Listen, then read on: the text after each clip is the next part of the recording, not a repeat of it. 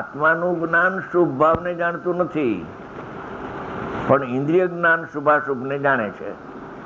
ભાવ ઇન્દ્રિય વ્યવહાર રૂપ ક્રિયાને રોકી શકતો નથી પ્રમાણ.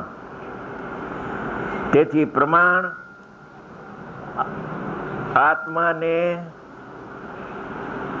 જ્ઞાનાનુભૂતિમાં સ્થાપિત કરવાને અસમર્થ છે. વ્યવહારનો નિષેધ કરી શકતો નથી. એટલે પ્રમાણ જ્ઞાનના પક્ષવાળો તો સમ્યકની સન્મુખ નથી. શાંતિથી સાંભળજો. આ તો વસ્તુની સ્થિતિ છે. કોઈની ટીકા કરવાનો તો ગુરુદેવે પ્રથમથી આપણે ના પાડી છે. ટીકાનો કોઈનો સવાલ નથી. પણ અજ્ઞાન દૂર કરવા માટે જરા કડવો શબ્દો પણ આકરા શબ્દો પણ કહેવા તો પડે.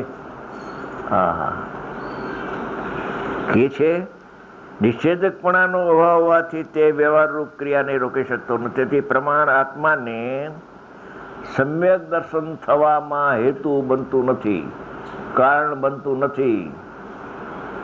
કેમ કે હું પરને જાણતો નથી, એને જીભ જ ઉપડે નહીં કે જ્ઞાન પરને ન જાણે. અરે તું જેને જ્ઞાન કે છે જ્ઞાન જ નથી. તું જેને જ્ઞાન માની બેઠો છો ઇન્દ્રિય જ્ઞાનને, એ તો જ્ઞાન જ નથી. એટલે ઇન્દ્રિય જ્ઞાનનો નિષેધ કરાવે છે. જ્ઞાનનો નિષેધ કોણ કરાવે? જ્ઞાન તો પ્રગટ થાય છે ઉલટું. તેથી પ્રમાણ આત્માને જ્ઞાનાનુભૂતિમાં સ્થાપિત કરવાને અસમર્થ છે.